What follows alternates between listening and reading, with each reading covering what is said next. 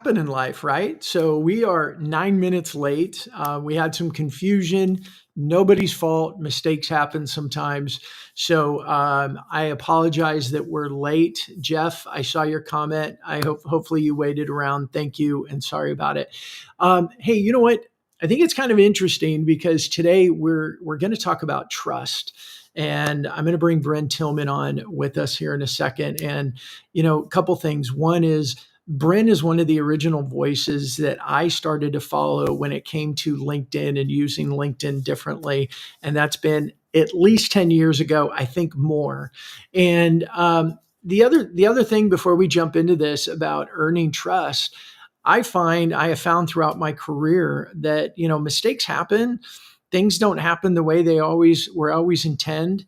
And it's a really, really big opportunity to earn trust with the way you handle mistakes and when things don't go right, instead of just pretending they didn't exist or blame a client or anything like that. So lots of illustrations and lots of opportunities today. But hey, I want to move in quickly with Bryn. So a lot of you probably know Bryn. She is, in my opinion, and in the opinion of many other people, she is a leading authority on using LinkedIn connections and turning them into real business conversations. Like I said, I started listening to Bryn at least 10 years ago, and I'm very grateful to have her on the show with us today.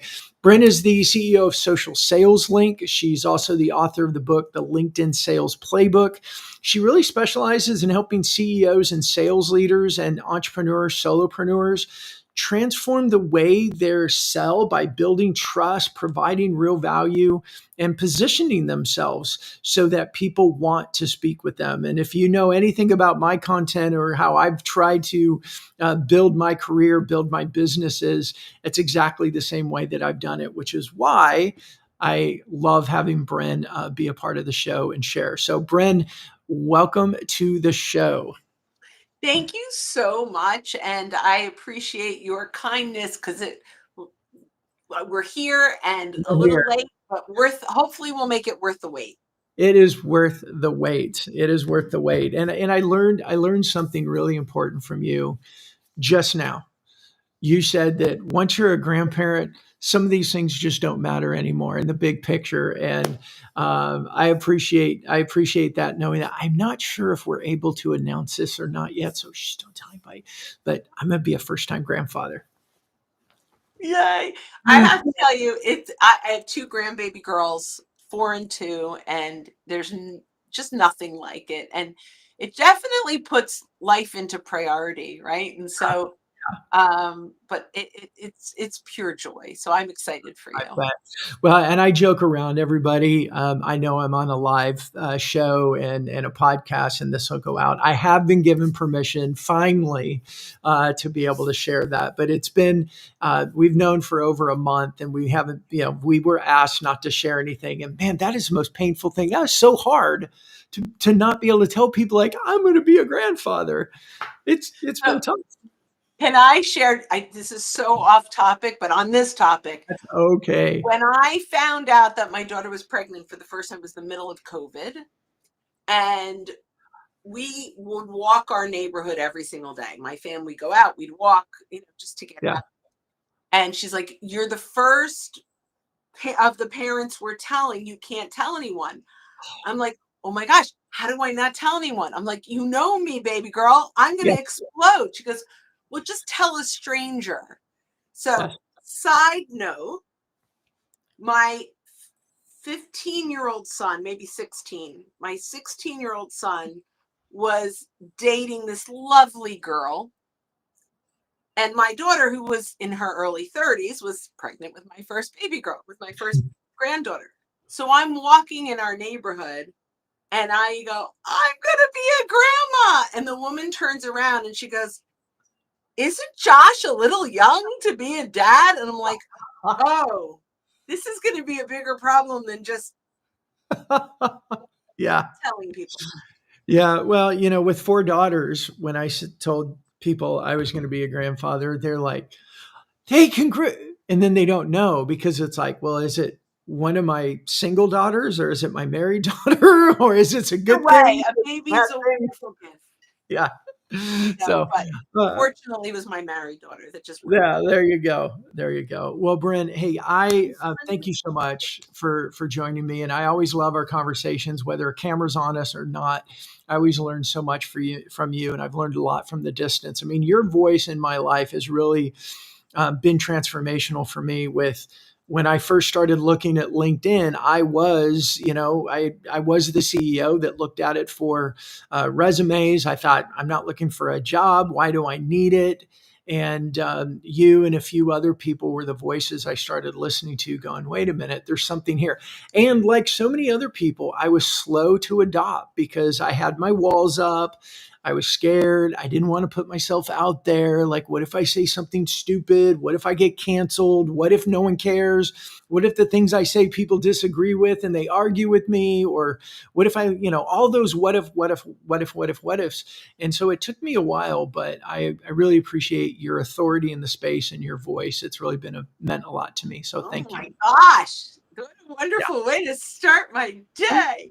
Oh, I love it. I love it. Well, Bryn, so I want to jump into this. So for everybody, we're gonna talk about trust Yeah. and why it's important and how are some of the ways that we do it. And then we're going to talk about some of the tools to building trust, which I know, Bryn, you've really focused on some AI tools and you've got new stuff coming out that I'll let you share. And then we're going to talk about really how do you turn connections into conversations. So that's where we're going, everybody. And Bryn, I'm just going to kind of shut up and get out of your way. Tell everybody a little bit about you and your background, and then let's jump into trust. So my background is simply this. I was really good at sales, and I took the sales training track instead of the sales management track. And then over time, I ended up launching a sales training company where I was okay at it. I was a good trainer, and there were so many people that were so much better than I was. Yeah. However, I was really, really, really good at the top of the funnel.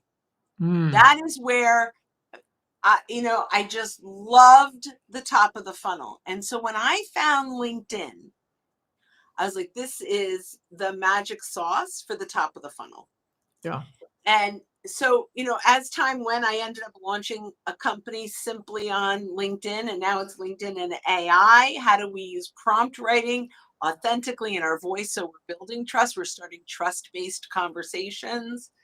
And it kind of all culminated into this. It's not only top of the funnel, but it's definitely prospecting, the prospecting side of sales. Yeah. Yeah. And so I've always been better at the top of the funnel as well, but it took me longer to see the value of LinkedIn for top of the funnel. I think I had fear walls up and I didn't see it nearly as quick as you did. Well, it solved a big problem for me because I loved prospecting. I loved networking. I loved being in front of the client. I loved Mhm. getting introductions from clients. But the biggest challenge I faced at the top of the funnel prior to LinkedIn was, Brandon, I'm so glad we've been able to help you do X, Y, and Z for your business. Who else do you know that could use my services the same way you have? And then you go, I don't know, but if someone should ask, I definitely refer you. And Yeah. so I knew the importance of getting those client referrals and those networking referrals. But I lost control of the sale at that point because I had Mm, to wait. Right. And maybe I could say some triggers like, who do you golf with? I don't know, all those things. Right. yeah. But now with LinkedIn, what happened is I got to control the conversation. Brandon, Mm, I noticed you're connected to quite a few people on LinkedIn that I'd love to get in front of. Can I quickly run these names by you and get your thoughts? And then from there, maybe there's 25 names that come up. Maybe there are 3 or 4 you're willing to introduce me to, or 10 or 12 that I have permission to drop your name. right. Now, Bryn, I have a question for you, and I'm thinking of a lot of different kind of levels of people that look at LinkedIn. Does that strategy, this is a little bit of a loaded question too, because I don't know how to ask it the right way.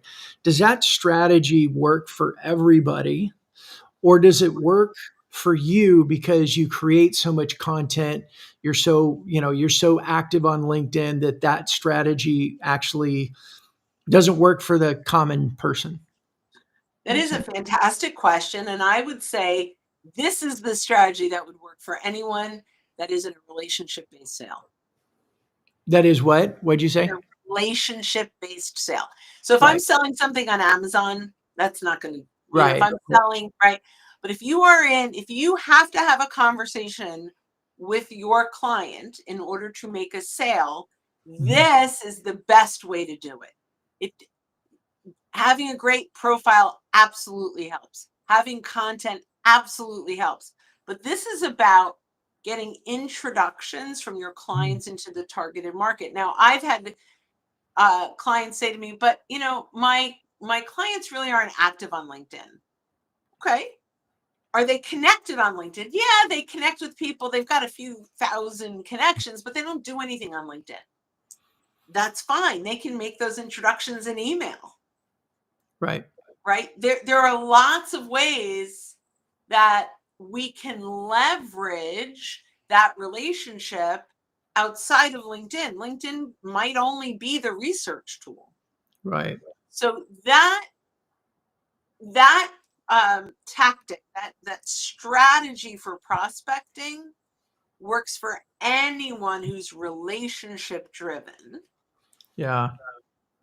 I love So that. And what I really like about that too is, one of the things that I like to say is, nothing has changed. We just do it differently. And what you said yeah, there's, yeah, it's, we've always asked for referrals and who do you know and who should I know? It's just now we're doing it through, it sounds like you can go to LinkedIn and click on someone you know. Now, let me ask this question before I explain all that too. Are you asking that to people who you know really well, or are yeah. you asking that to people that you're connected with on LinkedIn but maybe not know as well? So okay, the highest best place is from a client.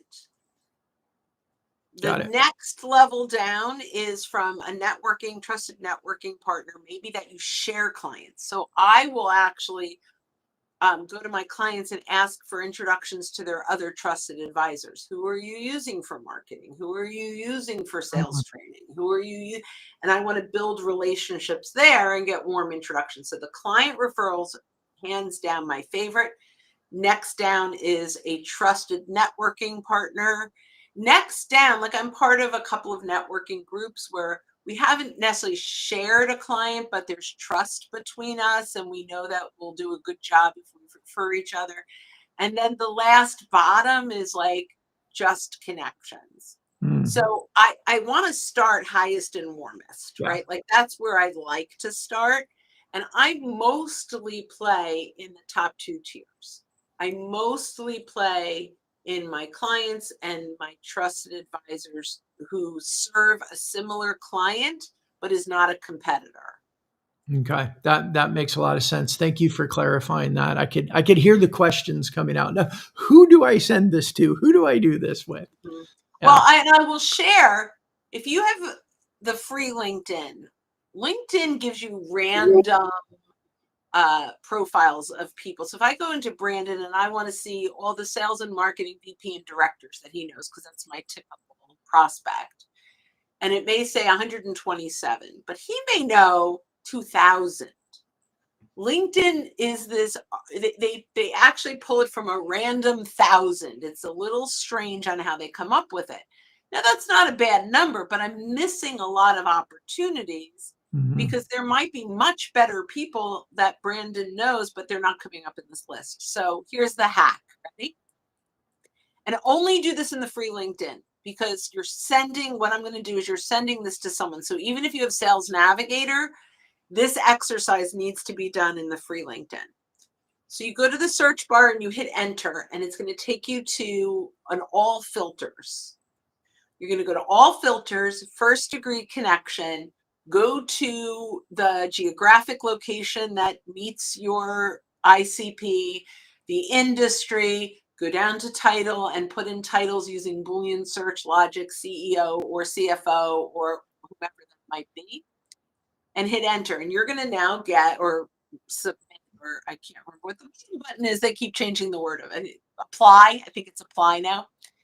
And you're going to get a list now of all of your first degree connections, which is great to know. But if I take that link now and I send it to Brandon, and Brandon opens that link, he is now going to see all of his first degree connections that meet my criteria. And I send it to Carson, and Carson clicks through that, and he's going to see all of his first degree connections that meet my criteria. So this now becomes an incredibly powerful link. So once you've built that out one time, you can send this to your networking partners and literally say, here's a list of people that you know that I'd love to get in front of. Can we talk through them? And they, and if you're on Zoom, have them share their screen. And now you see 100% of the people that they know that meet your ICP. Wow.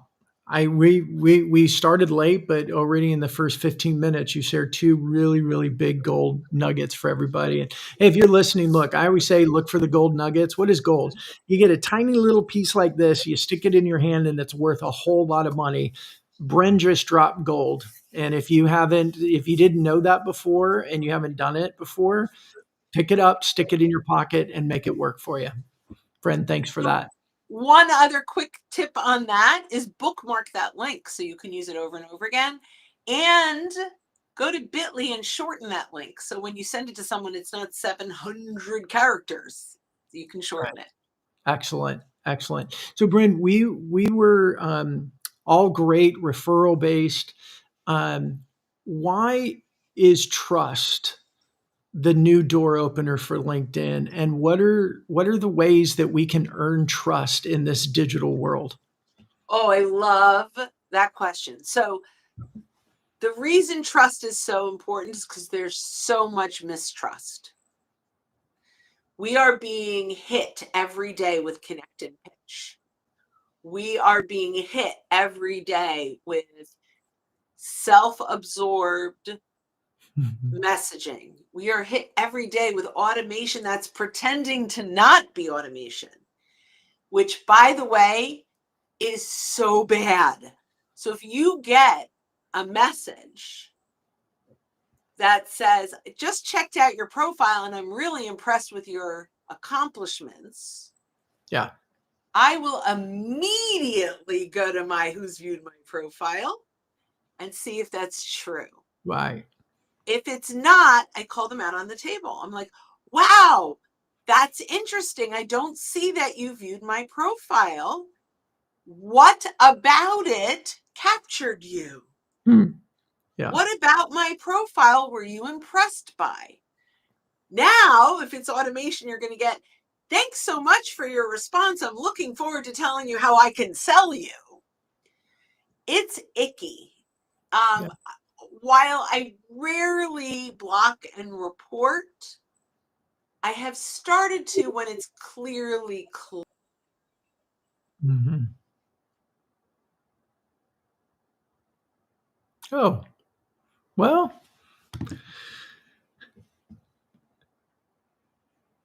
and then we lost Bren. This is a day.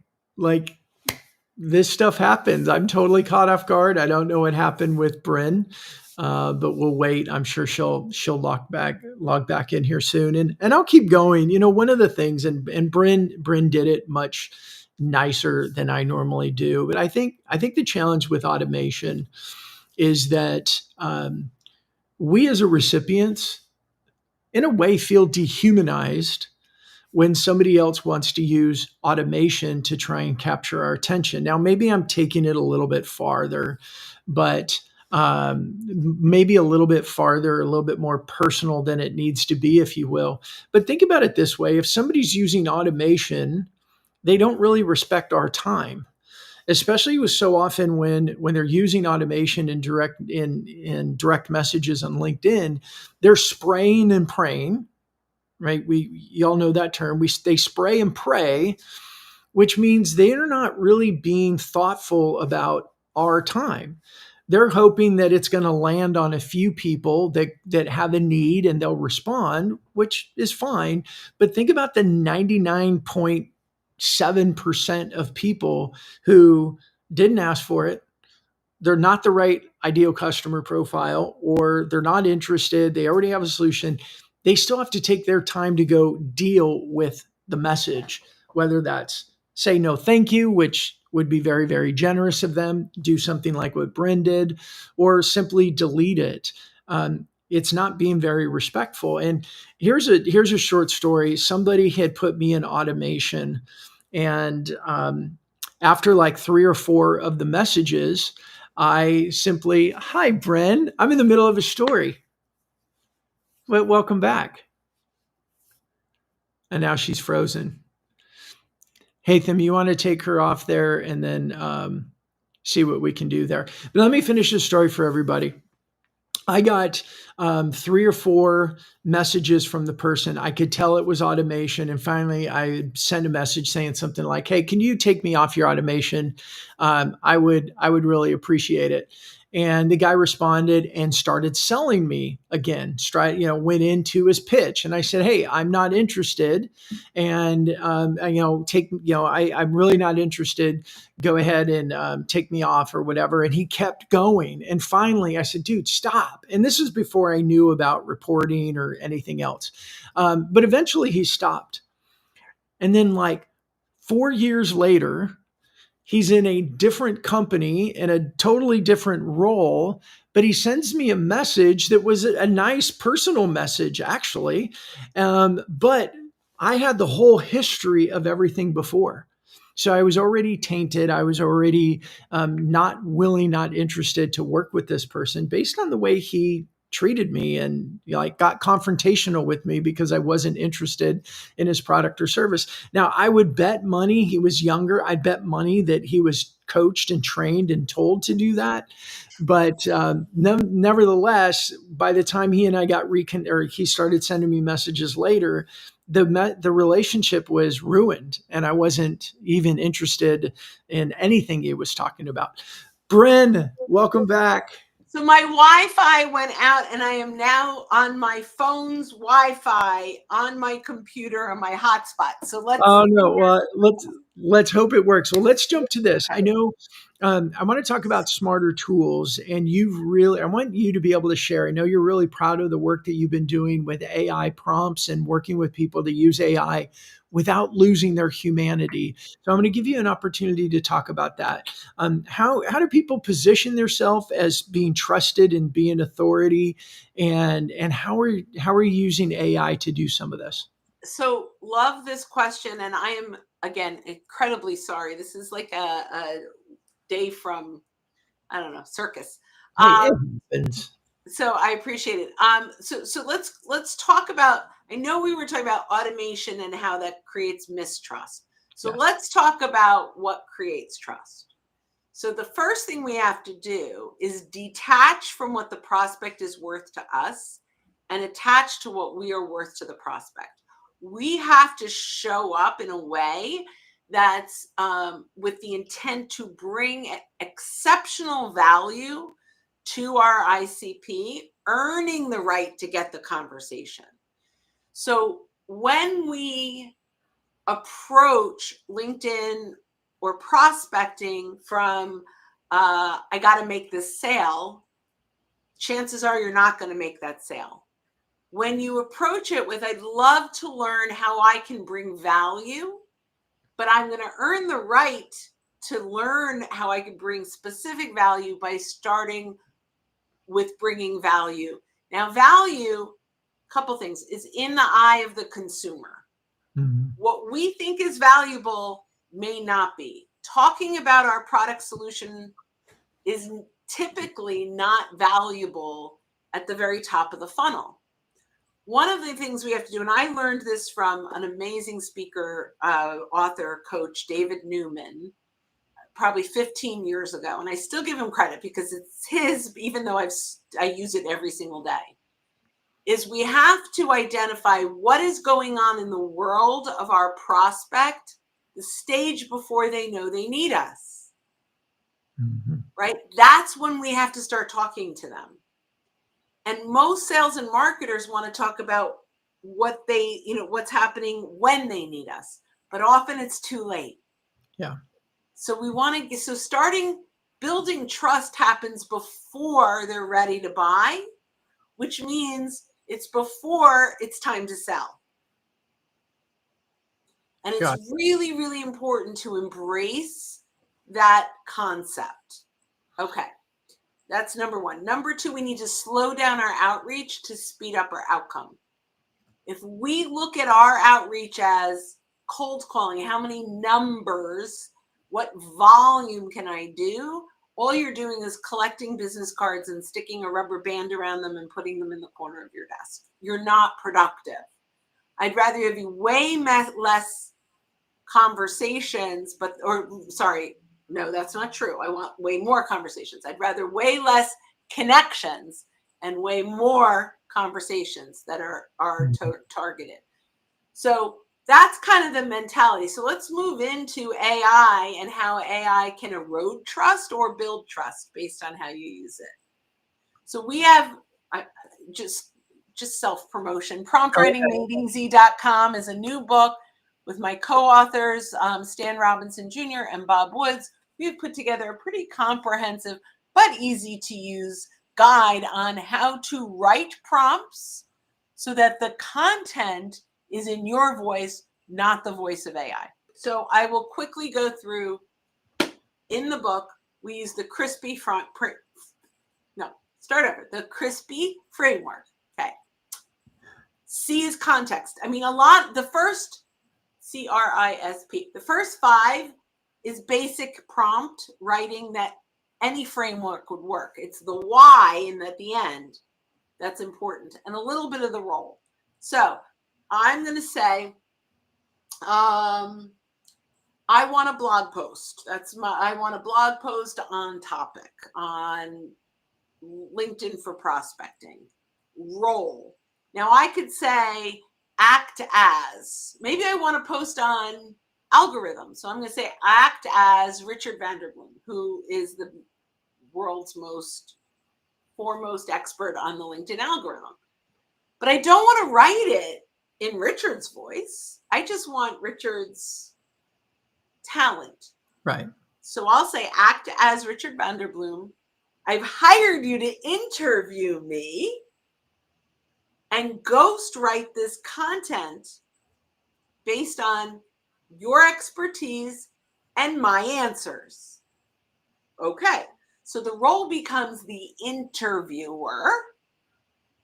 I'm not copycatting him, right? Okay, so now it's context, role. Inspiration is where you just rant all the way you want people to feel, the takeaways, the content, everything in that realm. Inspiration, just go. Then scope, how long do I want it? Do I want a 3 email drip? Do I want a 2,000 word ultimate guide? How long, it's the parameters of what we're looking to achieve. Prohibitions, really important. All the things you don't want AI to do. So there's a few that I don't use the word delve, foster, don't use em dashes, don't start any paragraph with a prepositional phrase. And this is my favorite one. Don't write anything that would be flagged by an AI detector. Okay. Now this is the magic. Ask me all the questions you need to complete this task in my perspective, one at a time. That magic line will change it from writing the AI to being that interviewer and ghost writing from your perspective on that topic. Wow. That is huge for most people, I think, if you're listening to this, I know there's so much draw to AI because we've had years and years of telling us we need to create content, we need to publish, we need to write personal emails. But for most people, they've gone to AI and they said, write this for me. And they go all the way, they get everything against what you just laid out for them. Well, we're trying to flip the script. Yeah. PromptWritingMadeEasy.com on Amazon now. We did hit bestseller in social media for business. Good for you. Woohoo. I like it. So can you quickly, for anybody, go through again, just quickly go through the crispy. We have the content, Context. context, Role, that's your interviewer. right? Inspiration. Inspiration is your rant, all the things you want, and just rant. AI is smart enough to figure it out. Mm-hmm. Just rant. The other thing is, if you say something that doesn't make sense, we've asked it to ask us all the questions. So sometimes it'll come back and say, can I clarify? Sure. Yeah. They don't guess because we've asked it to interview us. Scope, like what is this going to look like from parameters? That's the boring stuff, but like the scope, prohibitions, all the things we don't want it to do. And then you ask me all the questions you need to complete this task in my perspective, one at a time. Yeah, perfect. Bryn, I'm going to go. John Piper's on here with a question that I'm going to ask him and bring it up on screen. Is there a place for any automation on LinkedIn, or do you recommend all communication DMs be organic? That's a great question, Don. 100% organic. There's no faster way to lose trust than to fake it. In fact, one of my biggest frustrating sales tips is fake it till you make it. No, show up and be honest and transparent and say, oh, great question. I'm going to go find that answer for you. Don't fake it. Don't fake it with DMs. I cannot tell you how much damage you can do using automation on LinkedIn. Mm-hmm. Now, Bryn, let me ask this question, and I'll confess, I've used this before for like events, like webinars, and I'll use automation to invite to webinars. But generally, we'll say in there, "Hey, I'm sending this out through automation to let you know about a webinar." Da da da da da. What are your thoughts on that? So the fact that you're transparent, I think, is great. The same thing with AI agents. If you let people know that it's an AI agent, I think it's great.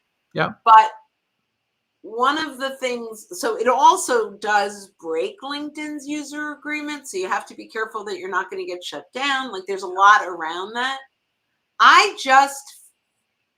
And I will say, Brandon, you know what you're doing better than most people. And it's probably okay. You're probably not going to shoot yourself in the foot. Most people do. Yeah. Yeah. It doesn't go out to thousands of people or anything like that. It's more of just, and honestly, I haven't used it for several months, and every time I use it, I feel bad because I know it breaks the T's and C's, and then there's part of me that's like, everybody's breaking the T's and C's. Like, why can't I just help myself a little bit? But in the name of humanity, which is important to me, I do tend to say, like, hey, this is going somewhere in there. It's like, hey, this is going out through automation, but wanted to invite you to a webinar. But I never done like tried to fake a personal message as an automated message. Yeah. I do use a tool called getmagical.com, which is magical. That's why it's called that. Yeah. And it stores my templates, my, the messaging that I use all the time, but it's still, so it saves me a lot of time, but it's still manual. It doesn't go without me hitting send. Yeah. So it's a Chrome extension if you go to getmagical.com. And like, I have my welcome message. That's almost the same message every single time I connect with someone that doesn't have a note. Yeah. But it's, yeah. And it's because it's a template. It just makes you 90%, 95% faster. Right. Yeah. So I do use getmagical.com every day. I mean, I have like 7 tools I use every single day, and Get Magical is definitely one of them. Yeah. Yeah, we just kind of built something similar inside of our own fist bump tool. So whether it's me using it or using it for some of our clients, we've got a template similar to that, or a tool similar to that. It goes like, here's what you always say, and then but it takes a human to tweak it before it actually gets posted, and so there's always a human involved. So that's the most important piece around this, right? Because when you leave it to automation, you just don't know what. I mean, you could send it to your cousin or your best friend with like, okay, so here's a perfect example of an automation that went wrong for me. I interviewed this brilliant guy for my podcast. Adorable, fabulous, we bonded. About a week and a half later, I get a message that says, "Hey, Bren, we've been connected on LinkedIn for a while, but we haven't had a chance to talk." No. And I replied, "Are you using automation?" And then it said, "Great, I'm really excited to talk with you. Here's a link to my calendar." Yeah. And all his credibility went out the window for me. All of it. Yeah. And I didn't really even promote his podcast as much as I do everybody else's. Yeah. Because it was awful. And I don't want my network to now experience that. Right. So that's where it can really go wrong. Yeah. Yeah, absolutely. And I think that more and more the human spam filter, people are just more sensitive to it. And I think it's when you lost your internet connection, I was telling a story that the end result of it was when somebody wants to mass produce messages, what they're not thinking about is it still takes me my personal time to actually go and read what you sent me, figure out that it's garbage or it's automation, and delete it. So you are not respectful of my time at all. And you're doing this times thousands of people. And what they're not thinking about is, yeah, you may get one or two people out of thousands and thousands that want to talk to you, but you've also soured any potential relationship with thousands of people who are annoyed. I love that so much. That takes me to Gap Selling. Keenan, I don't know if you know Keenan from Gap Selling, but he has a phrase, it's not a phrase, a lesson called mastering the ask offer ratio. So what you're saying, right? So if I send you a message, I am asking you to consume your time, which is the one resource we can never get back, to consume your time to read my offer, my context, my email. Even if it's 35 seconds. At the end of that consumption, we have one of three reactions. One, that was a bait and switch. And that's what they mostly are, right? It was a pitch. It was a connect and pitch. Two, neutral. Doesn't hurt your reputation, but it doesn't convert to trust-based conversations. Or three, compelling. Is this meaningful enough to me to be compelled to start a conversation with you, or to continue to join the conversation with you? Yeah. And so we want to be a compelling, and that's where we go back to, have we brought enough value to earn the right to get that next step? Yeah, that's great. Well, Bren, I'll be honest with you. I've kind of lost track of time because we started late. We lost you for a little bit. Sorry. I don't know. No, you're fine. Maybe we'll do it again when I have better. We'll do it again for sure. For sure. And I know my team, we just started getting the information from your team about promoting when I was a guest on your show. So that was so good. We're gonna confuse people. Thanks, Jeff. Jeff's awesome, by the way. I love having Jeff around. Wait, so this is this? Oh, okay. Can I read it? Yes. Great lessons here about using AI with extraordinary intent. Intent. I love that word. Last thing you want is to appear to be using AI and burn up any potential trust. Yeah. Awesome. That's great, Jeff. What a thanks for hanging out with us. Yeah. Well, Bren, let's wrap up with this. What's kind of your final advice? I think, the goal today was talking about trust, but it was also talking about earning those conversations. So what's kind of your last advice for everybody with using these activities in LinkedIn to build pipeline and create reputation and conversations? So I think I would say you need to treat the person on the other side of the message the same way you would if they were on the other side of the table. Mhm. They are human beings, they're not leads. I wouldn't even look at them as opportunities, but these are people as if you were in a networking room, a conference, right? Treat them in that regard where you're starting conversations, you're exploring, you try to bring them value even in that conversation.